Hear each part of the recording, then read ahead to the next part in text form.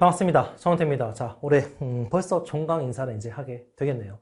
자, 종강이라고 여러분 공부가 끝난 것은 아니죠. 종강 이후에 어떻게 공부해야 되는지, 그 다음에 수능 전날에 뭘 하고 수능날 어떻게 해야 되는지, 수능날의 자세까지 하나씩 얘기하면서 올해 강의를 마무리해 보도록 할게요. 자, 일단 종강 이후에 여러분 파이널집으로 EBS 총 정리한 친구들 계속 보면서 정리해 주셔야겠죠, 그죠?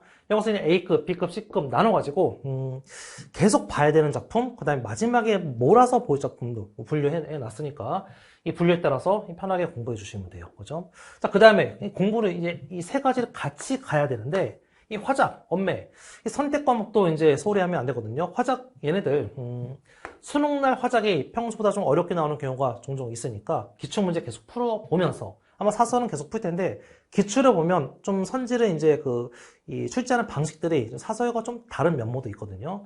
기출 보면서 화작 계속 봐주시고, 엄매, 특히 언어만 공부하는 것이 아니라 매체도 좀 여기서 좀 까칠하게 내고 있거든요. 자, 매체도 같이 공부하면서 마무리해 주시면 되고, 이 문법 같은 경우는 특히 이 본인이 이제 단거나 한 책을 보는 것도 좋지만 이 강의를 빠르게 듣는 것이 가장 효과가 압축적으로 좋거든요. 쌤의 강의 중에서 문법 클리어 강의가 압축적으로 강의를 해놨으니까 교재 없는 친구들도 이제 강의에 보면 PPT를 굉장히 많이 띄워놨어.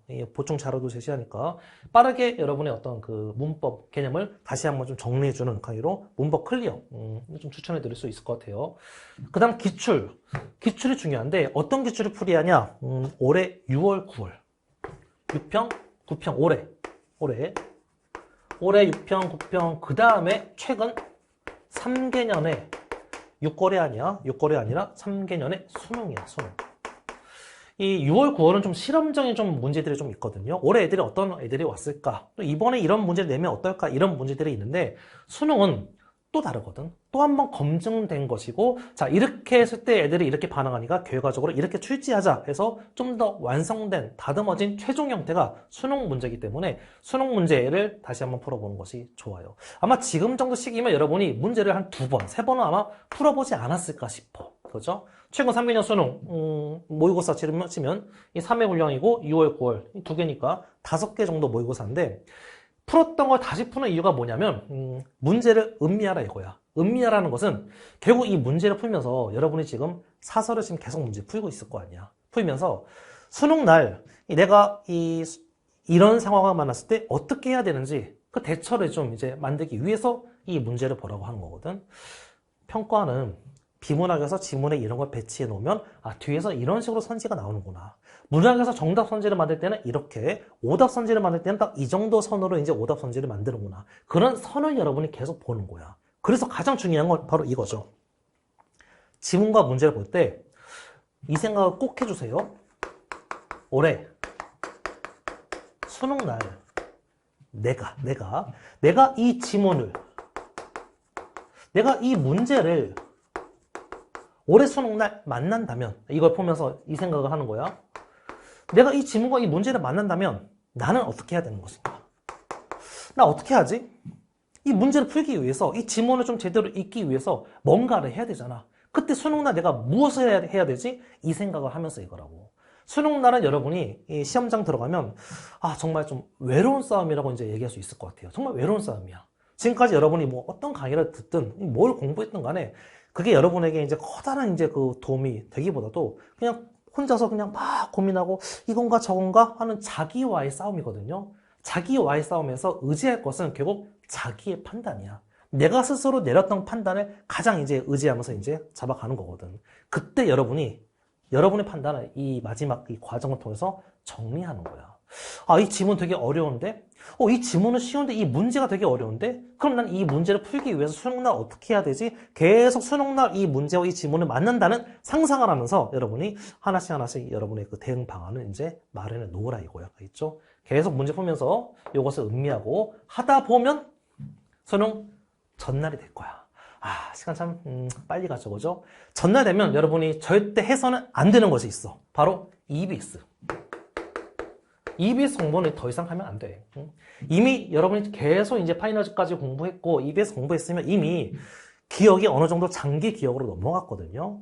수능은 내신 시험이 아니야. 이 얼마나 머릿속에 기억이 남아있냐 그걸 가지고 들어가는 것이 아니라 이미 장기 기억으로 넘어갔고 수능날 충분히 도움될 수 있으니까 일단 EBS는 내려놓으세요. 전날 EBS 공부하는 거 아니야. 전날 문법도 아니야. 전날 내가 아껴뒀던 사서 모의고사 전날 한번 풀어봐야지. 아니야. 지금까지 사설 문제도 풀지만 이 기출 풀면서 최대한 평가원식 사고를 해놓고 왜 마지막에 사설을 풀어. 그죠?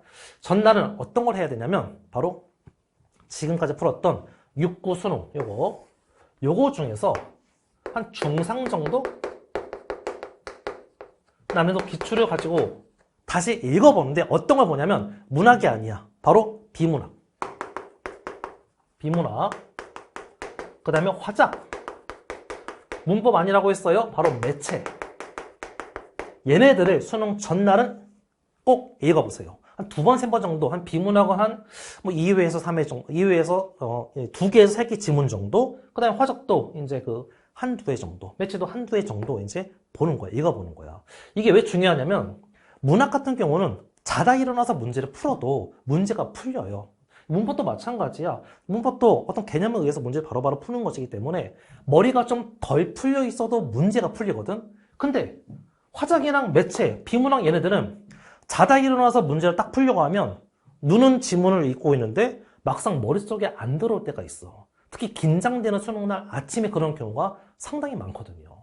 보통 선택을 많이 푸는 친구들이 예전부터 선생님 화작이 이번에 너무 어려워서 화작 때문에 초반에 이 밸런스가 무너졌어요. 그런 친구들도 상당히 많거든. 얘네들은 그래서 최대한 전날부터 머리를 좀 풀어줘야 돼. 풀어주기 위해서 지금까지 풀었던 거, 이 중에서 본인이 생각하는 거, 그런 친구들도 있는데 선생님 좀 예열 질문 좀 올려주세요. 본인마다 중상으로 느끼는 게 달라. 본인한테 맞는 이거 봤잖아. 6월, 9월, 3기년 수능 계속 보면서 본인한테 느껴지는 중상 정도 있잖아. 그치? 너무 어려운 거 말고, 너무 쉬운 거 말고, 중상 정도 비문학 지문 2-3개. 읽어보는 거. 읽어보면서, 그래, 맞아. 평가원에서는 이런 식으로 지문을 구성했고, 이런 식으로 답을 도출했었지. 내일 내가 보는 것도 역시 평가원 시험이니까 그러지 않을까 하면서 마음을 안정시키는 거야. 알겠죠? 새로운 추가적인 공부, 복습이 아니라 그냥 읽어보면서 뇌를 풀어준다 생각하시면 돼. 알겠죠? 그리고 수능날이야. 수능날 아침 뭐 할 거니? 수능날 아침 영어 단어 외우고 그렇진 않을 거 아니야, 그지? 수능날 아침에는 무조건 국어만 신경 써야 돼. 1교시 국어가 시험이 이제 말리기 시작하면 그 하루가 진짜 기분 안 좋게 흘러가거든요. 시험 보기 전에는 국어만 생각하세요. 국어만 생각하는데 다시 한번 강조할게. 절대 이때 EBS 아침에 공부하면 절대 안 돼. 왜냐면 결국 EBS를 공부해서 여러분이 선생님이 강조했던 거 나왔어. 강조했던 거 나왔다. 두근두근 설레서 실수할 수 있거든. 혹은 별로 중요하지 않은 것 같은데 나왔네. 이 부분 제대로 못 봤는데 나왔어. 긴장해서 실수하거든. 수능날은 최대한 여러분이 변수를 만들면 안 돼. 변수를 만들면 안 되는데 EBS를 미리 보면 여러분이 기대를 하게 돼. 예측을 하게 돼. 기대와 예측은 바로 변수로 이어지거든. 절대 보지 마세요. 알겠죠? 뭐가 나오든 그냥 뭐 나오겠지. 공부했던 거. EBS 전체 다 봤잖아. 모든 작품은 봤잖아. 물론 완급 조절해서 보긴 했지만 모든 작품은 봤고 볼 만큼 봤어요. 그죠? 뭐가 나오든 뭐 나오겠지. 나만 낯설겠어? 낯선 거 나오면 다른 애도 낯설겠지. 그런 식으로 내려놓고 들어가는 거야. 알겠죠? 아침에는 그냥 최대한 머리를 풀어준다. 머리를 뭘 풀어? 바로 전날 봤던 거 있잖아. 다시 읽으세요. 아침에 가서. 다시 읽으면서 최대한 나의 뇌를 풀어준다. 알겠죠? 그 생각으로 이제 가볍게 그래. 뭔가 새로운 걸 뭔가 정리하려고 하지 말고 그래 나의 뇌를 풀어준다는 생각으로 가볍게 그냥 읽어봐. 읽어도 이제 긴장돼서 눈에 안 들어오는 친구도 있을 거야. 괜찮아. 읽으면서 글자를 인식하면서 뇌가 풀리는 거니까 가볍게 읽어보면서 뇌를 풀이하면 돼. 자, 그리고 시험을 봐요. 시험을 보는데 이게 잘 풀리면 좋지만 근데 가끔 안 풀릴 때가 있어. 변수를 맞는 때가 있어. 예를 들어 지문에서 뭔가 좀 이해가 잘 안 되는 지점이 있어.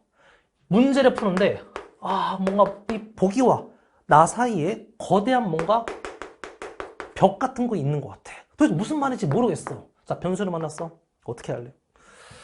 이때 정말 당황하기 쉽거든요. 시간이 찌깍찌깍 계속 흘러가는데 고민하고 있으면 옆에서 펄럭 펄럭 소리가 들려와. 심장이 쿵쾅쿵쾅 하면서 이제 순식간에 멘붕으로 빠지는 순간이거든요. 이때 필요한 건 딱 하나야. 뭐가 필요하냐? 믿음. 믿음이 필요합니다. 믿음. 누구 믿어야 돼? 쌤? 쌤이랑까지 손잡고 시험 보러 갈 거 아니잖아. 그지? 믿을 수 있는 것은 바로 지금까지 풀었던 본인의 어떤 기억? 쌤이 계속 올해 수능날, 이 지문이 나오면 어떻게 할까 계속 생각을 하라고 얘기했지만, 본인의 사고를 그렇게 믿긴 어려울 거야. 문제 앞에서는 자아가 막 이렇게 작아지거든. 그래서, 내가 생각한 게 이게 아닌 것 같은데, 저 선지가 뭔가 좀 느낌이 좀 쎄한데, 저 선지가 뭔가 좀 있어 보이는데, 이 단어의 의미가 내가 알던 단어가 맞나? 본인은 수능날 앞에 자아는 굉장히 약해져. 본인이 믿을 수 없을 거야. 믿는 건 딱 하나. 내가 보는 이 수능 시험이 내 후배들이 내년에 기출이라고 공부할 그 평가원 기출이라는 거. 다시. 지금 내가 대단한 시험인 것처럼 내가 풀고 막막한 순간에 만났는데 내 후배들은 이것을 기출이라고 공부할 거야. 내가 지금 올해 6월, 9월 3기년 수능을 계속 읽어보면서 기출이란 이런 거야. 평가는 이런 거야 라고 내가 계속 봤는데 이것도 역시 그 중에 하나라 이거야. 내가 처음 봤기 때문에 낯설 뿐이라 이거죠. 왜 이걸 계속 보라고 했냐면 평가원 기출은 사설과 다른 게 정답이 도출되는 과정이 과하지가 않잖아. 최근에 문학에서 지엽적인 것을 가지고 문제를 출제한다 하더라도 결국 정답의 근거는 일치잖아. 일치. 추론이 아니고 일치잖아. 지금 내가 문제를 봤는데 답이 안 보여. 내가 못 본 어딘가에 뭔가가 있는 거야. 보기를 제대로 못 보든 아니면 이 문제만 신경 써서 지문으로 가서 판단해야 되는데 지문으로 가서 판단하지 못하고 문제만 매달려 있던가. 뭔가 내가 어디 보지 못한 뭔가가 있어서 문제가 안 풀리는데 지금 내가 풀고 있는 문제는 우리나라를 대표하는 수능이라는 이 시험이라는 거. 이거 역시 기출이 될 거라는 거. 어려우면 나만 어렵나? 다 어렵잖아. 쉬우면 나만 쉽나? 다 쉽잖아. 그지? 그러니까 변수를 만났을 때 쉽지 않네. 다른 애들도 고생하겠지. 자, 기출이었으니까 기출에서 내가 지문이 이해가 안 됐을 때 어떻게 했더라? 이것도 역시 기출인데 문제가 이해가 안 됐을 때 정말 어렵게 답을 꼬아서 나온 것이 아니라 근거가 어딘가 있었는데 자, 천천히 다시 한번 근거를 보자. 수능 기출이니까 기출이라는 믿음을 가지고 여러분이 문제를 좀 접해줬으면 좋겠습니다. 그렇게 하다 보면 1교시가 끝날 거야. 1교시 끝나 수능 뭔가요? 1교시 끝났다고 수능 끝난 건 아니잖아. 자, 1교시가 끝나면 어떤 기분일까? 우와, 드디어 1교시 끝났어. 오케이, 2교시 와. 이런 기분일까? 아니야. 수능 보면 있잖아. 1교시 끝나고 어떤 기분이 들 거냐면 뭔가 좀 허탈해.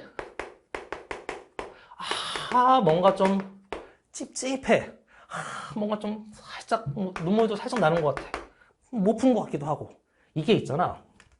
국어 시험을 풀고 나면 느껴지는 지극히 당연한 느낌이야. 지극히 당연한 느낌. 국어 시험 여러분이 모의고사 많이 봐서 알잖아. 내가 못 본 것 같은데 생각보다 못 보지 않았어. 남들은 더 못 봤거든. 이번에 좀 잘 본 것 같은데 컷이 왜 이렇게 높아? 남들은 더 잘 봤어. 국어 시험은 끝나고 나봐야 채점하고 나서야 내 위치를 알 수가 있어. 1교시 끝나면 국어 시험 특징상 완벽하게 안 지워지는 선지들이 있어. 이 1, 2, 3, 4, 5 중에서 여러분이 평소 문제 푸는 것처럼 이거 아니야? 정답의 근거 어디 있어? 아니야. 모든 선지의 OX를 할 수는 없단 말이야. 보다 보면 얘는 답이야. 얘가 잘 안 지워지긴 하지만 일단은 나중에 시간 나면 보지. 그러면 그 잘 안 지웠던 선지들이 계속 마음의 어디 한켠에 돌덩이처럼 계속 이제 박혀 있거든. 그 박혀 있는 돌덩이 같은 그 느낌이 계속 찝찝한 느낌을 주는데 그 느낌은 수능이 끝나고 집에 와서 채점을 해봐야지 그 느낌은 사라지는 거야. 그 느낌을 안고 여러분이 2교시로 가는 거죠. 그죠? 그럼 이 느낌 때문에 허탈하고 좀 찝찝한 이 느낌 때문에 2교시에 영향을 준다. 이거는 정말 최악이야. 최악. 특히 이거는 수능을 처음 보는 친구들도 그렇지만 N수한 친구들.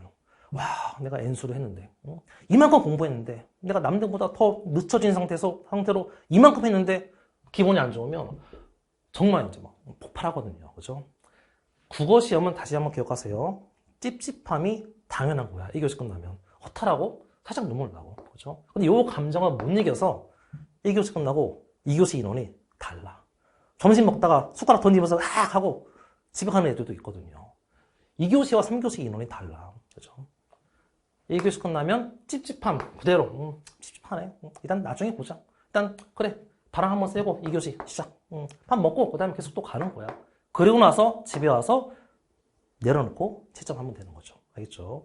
이 기본을 명심하고 이거 지극히 당연한 기본이라는 것을 생각하고 친구들이랑 혹시 만났다고 뭐 너 몇 번 했어? 뭐 이러지 말고 그냥 그래 하나씩 마무리해 주시면 돼요. 그리고 나서 이제 나중에 채점을 했어.